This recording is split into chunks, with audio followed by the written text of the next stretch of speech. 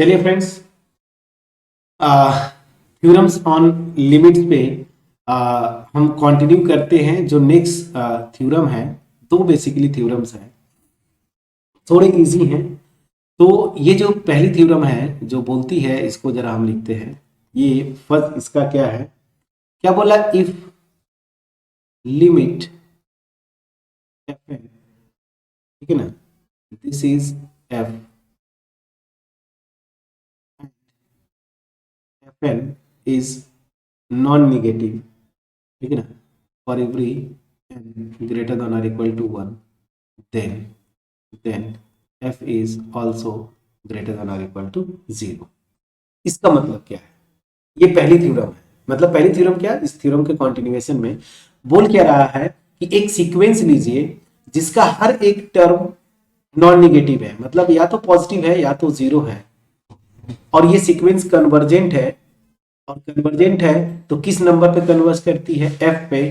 तो गारंटी है कि जिस नंबर पे ये कन्वर्ज करेगी ना, वो भी ग्रेटर देन और इक्वल टू 0 होगा। तो इसका मतलब सिंपल सी बात क्या है, एक लाइन में, कि कोई भी कन्वर्जेंट सीक्वेंस है जिसका हर एक एलिमेंट ग्रेटर देन और इक्वल टू 0 है, तो अगर वो कन्वर्ट जिस नंबर पे करेगी सीक्वेंस ना, वो भी क्या होता है? ग्रेटर देन और इक्वल टू 0। इसको वेरीफाई करना है, बड़ा आसान एग्जाम्पल। मैं ये सीक्वेंस एफ एन ले लिया, जहां पे f N this is equal to 1/n और एवरी n ग्रेटर देन और इक्वल टू 1। ये सीक्वेंस आपको पता है, इसका first element 1, second element 1/2, third element 1/3 dot dot. तो ये देखिए, ये सीक्वेंस कन्वर्ज करती है और इसका हर एक टर्म जो है ना, वो ग्रेटर देन और इक्वल टू 0 है। तो ऑब्वियस सी बात है, जिस नंबर पे कन्वर्ज करेगी वो भी ग्रेटर देन और इक्वल टू 0 ही होगा। और आपको पता है ये सीक्वेंस 0 पे कन्वर्ज करती है, तो ये रिजल्ट वेरीफाइड हुआ। प्लीज इसको ध्यान से देखिएगा। ये समझ में आ गया आपके? नेक्स्ट जो थ्योरम है, ये थोड़े छोटे छोटे थ्योरम्स हैं, बट फिर भी इंपॉर्टेंट है, आपके यूज में आ सकते हैं। ये बड़ा इंटरेस्टिंग थ्योरम है, ठीक है। यहाँ पे क्या बोल रहा है कि इफ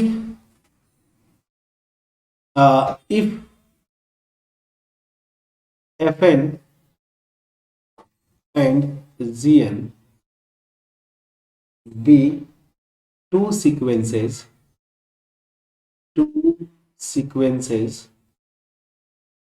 सच दैट पहला जो कंडीशन है, F N is less than और equal to G N N greater than और इक्वल टू 1।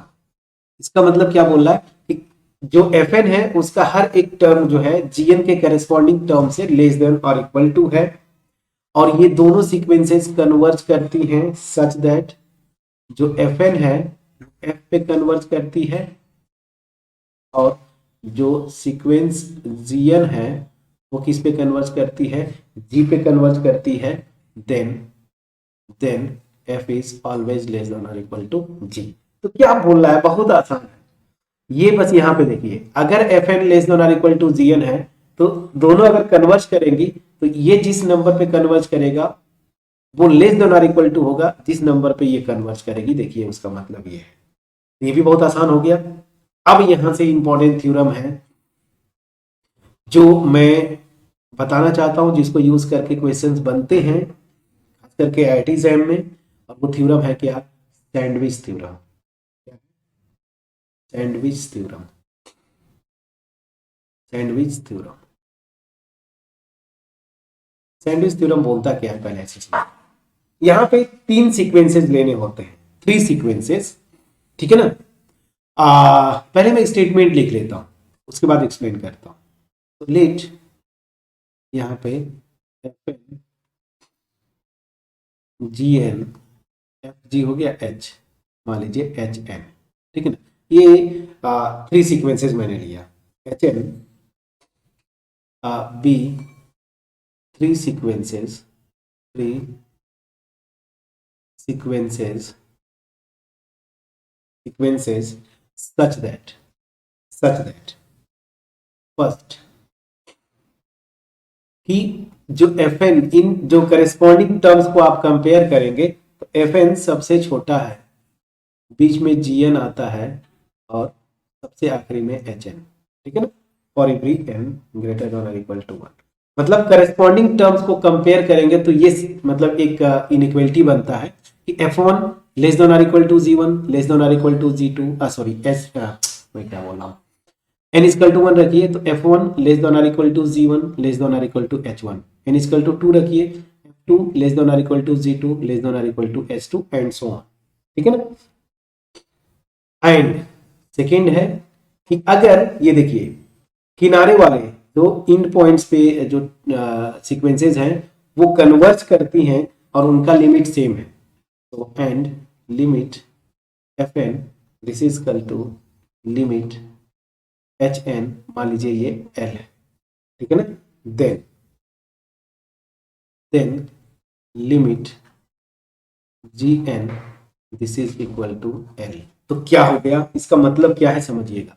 थ्री सीक्वेंसेज लेता हूं सच दैट अगर उनके करेस्पॉन्डिंग टर्म को कंपेयर करूं ये कंडीशन होल्ड करती है, और जो किनारे पे एज मतलब इन पॉइंट्स पे जो सीक्वेंसेज हैं एफ एन और एच एन ये दोनों कन्वर्ज करती है, सेम नंबर पे कन्वर्ज करेंगी, तो गारंटी है कि बीच वाली जो सीक्वेंस है ना जी एन वो भी कन्वर्ज करेगी और सेम नंबर एल पे ही कन्वर्ज करेगी। ठीक है ना। तो बुक्स में आप देखेंगे सैंडविच आप खाते हैं ना ऐसे होता है, सैंडविच देखिए ऐसे होता है।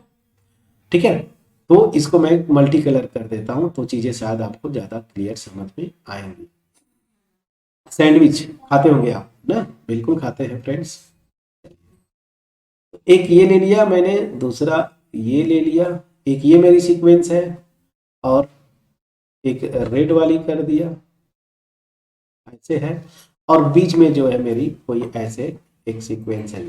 तो पहली सीक्वेंस मेरी क्या है, फॉर एग्जांपल मान लीजिए ये मेरा पेन है, ठीक है ना, ये मेरा क्या है जीएन है और ये एचएन है। ठीक है ना, या ऐसे अगर नीचे से ऊपर जाते हैं तो उल्टा सीक्वेंस बना दीजिए, कंफ्यूजन नहीं रहेगा। ये एफ कर दीजिए, बीच में जी और सबसे बड़ी वाली को एच, अगर ऐसे आप समझना चाहते हैं तो भी कोई दिक्कत नहीं है। ये मेरा एच, तो क्या है ऐसे ये बीच में है सीक्वेंस जीएन, नीचे सबसे क्या है एफ एन, सबसे ऊपर एच एन, करस्पॉन्डिंग ये देखिए कंपेयर करते हैं, सैंडविच ऐसे ही बनता है। तो ऊपर वाली अगर मतलब किनारे वाली सैंडविच में जो ऊपर वाली ब्रेड होती है या जो भी टोस्ट बोलते हैं आप जो भी बोलते हैं, तो यहाँ पे ऊपर किनारे वाली मतलब एच एन और एफ एन ये अगर कन्वर्ज करती है सेम नंबर पे, तो ये बीच वाली जो है ना ये पोर्शन मतलब जीएन जो सीक्वेंस है वो भी कन्वर्ज करेगी और सेम नंबर पे कन्वर्ज करती है। ये है मेरा सैंडविच थ्योरम। ये क्या है, सैंडविच थ्योरम। अब यहाँ पे बहुत सारे एग्जांपल्स आपको मिल जाते हैं।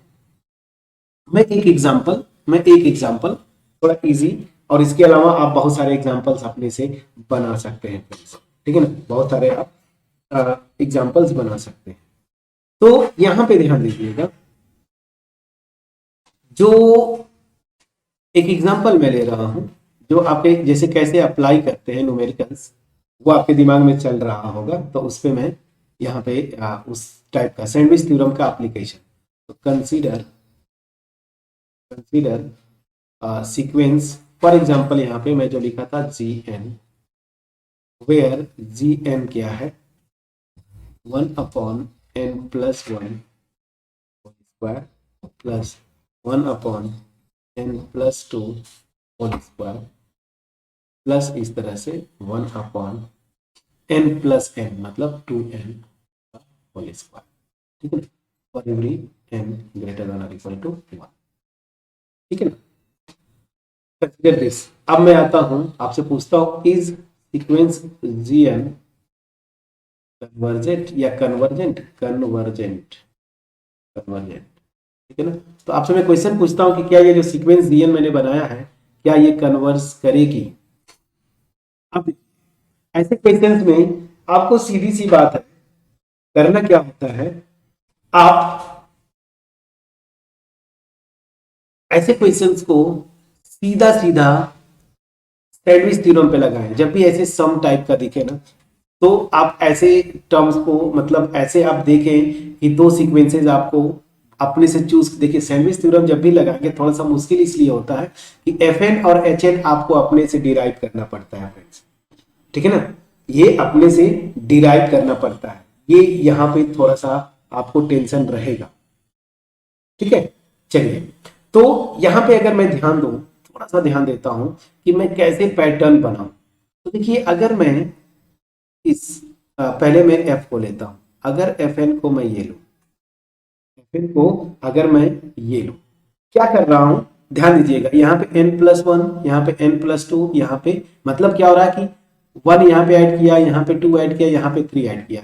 तो एफ एन को अगर मैं ये ले लूं 1 अपॉन, केवल बस मैं ध्यान दीजिएगा, यहाँ पे अगर मैं 2n ले लूं, ये देखिए मैं 1 2 3 जहां है यहाँ पे भी मैं n रिप्लेस करता हूं, मतलब मैं ये कहना चाहता हूं, ध्यान दीजिएगा, n+n ही ले लिया, ठीक है ना, यहाँ पे देखिए n+n ही ले लिया, ठीक है, ऐसे +1 अपॉन, अगर इसको n+n ही था तो n+n ही रहने देते हैं, 2n वो तो अब खैर ये 2n है ही, तो इस तरह का मैंने ले लिया। मतलब क्या हुआ, 1 की जगह भी n से रिप्लेस किया, 2 की जगह भी 2 को रिप्लेस किया।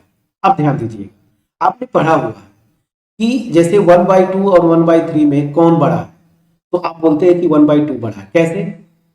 क्योंकि डिनोमिनेटर में जितनी बड़ी क्वांटिटी लेते हैं ना, ओवरऑल वो फ्रैक्शन क्या होता है, छोटा होता है। मैंने क्या किया, यहाँ पे 1 है ना, अब 1 को मैंने रिप्लेस कर दिया n से, फॉर एग्जाम्पल n अगर 3 ले, ठीक है, तो यहाँ पे 3 से रिप्लेस कर दिया, जबकि यहाँ पे 1 है, तो नीचे डिनोमिनेटर यहाँ पे बड़ा हो गया, मतलब ये क्वांटिटी छोटी हो जाएगी ओवरऑल, समझ में आ रहा है? उसी तरीके से तो ये पैटर्न मैंने बनाया। और आपको एच एन क्या लेना है वो देखिए, हमें देखिए ये पैटर्न बनाना है। तो अब देखिए, जब ये सम पूरा निकाल लेंगे किसी फिक्स एन के लिए और ये सम निकालेंगे, तो अब ये सी बात है, ये जीएन जो है ना इस एफ एन से बड़ा होगा।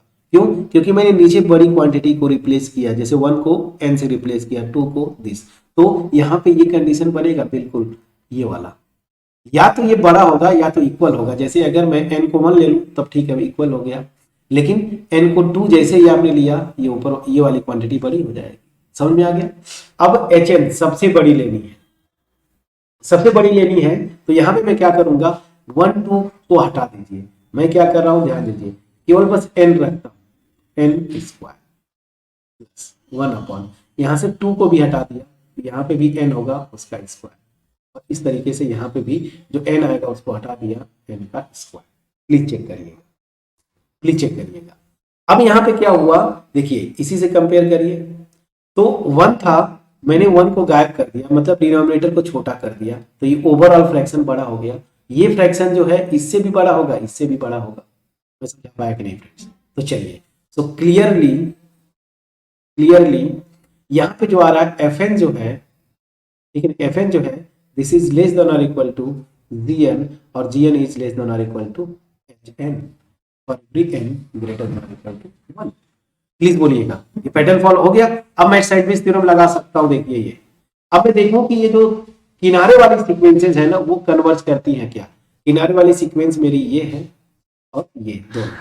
अब जरा इसको ऐड कर दीजिए जरा Fn को, तो ये देखिए सेम क्वांटिटी है ना, कितने बार ऐड करें, n टाइम्स, ऊपर n हो गया, नीचे मेरा क्या है n+n 2n होगा, तो 2n का होल स्क्वायर। इसको और सिंप्लीफाई करिए, n अपॉन 4n², इसको और सिंप्लीफाई करिए, n से कैंसिल होगा, 1 अपॉन 4n। तो ये मेरी सीक्वेंस जो बन रही है 1 अपॉन 4n बन रही है। प्लीज चेक करिएगा, ठीक है ना, दिस इज लेस देन और equal to Gn less than और इक्वल टू। अब इस पे जरा आइए, यहाँ पे भी 1 upon n² n times add किया है, तो n अपॉन n² हो गया ना। देखिए सेम क्वांटिटी को n टाइम्स आपने ऐड किया है, ये मेरा क्या हो जाएगा 1/n, तो दिस इज 1/n, ठीक है ना, for every n greater than और इक्वल टू 1। तो ये हो गया। सो सैंडविच थ्योरम का फर्स्ट कंडीशन सेटिस्फाइड। अब सेकेंड पे आते हैं। आपको पता है ये 1 अपॉन 4n ये सीक्वेंस क्या करती है, कन्वर्ज करती है फ्रेंड्स। 1/n हम बार बार करते हैं, ये कन्वर्ज करती है 0 पे। अब ये 1/4n है, तो 1/4 बाहर ले लीजिए, मल्टीप्लाई कर दीजिए, कॉमन ले लीजिए ऐसे, और ये सीक्वेंस बना दीजिए। ये कन्वर्ज करती है 0 पे, तो अब ये सी बात है, ये भी 0 पे कन्वर्ज करेगा। तो ये किस पे कन्वर्ज कर गई, 0 पे, समझ में आया कि नहीं। और ये भी 1/n किस पे कन्वर्ज कर गई, 0 पे। तो सैंडविच थ्योरम के सारे कंडीशन सेटिस्फाइड हुए। करेस्पॉन्डिंग सीक्वेंसेस के टर्म में ये इनइक्वालिटी होल्ड करता है।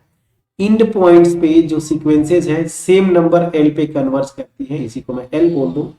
तो सैंडविच थ्योरम से ये सीक्वेंस भी कन्वर्ज करेगी सेम नंबर पे। तो then by sandwich theorem sandwich theorem sequence GN जो क्वेश्चन में दिया है ना, इज कन्वर्जेंट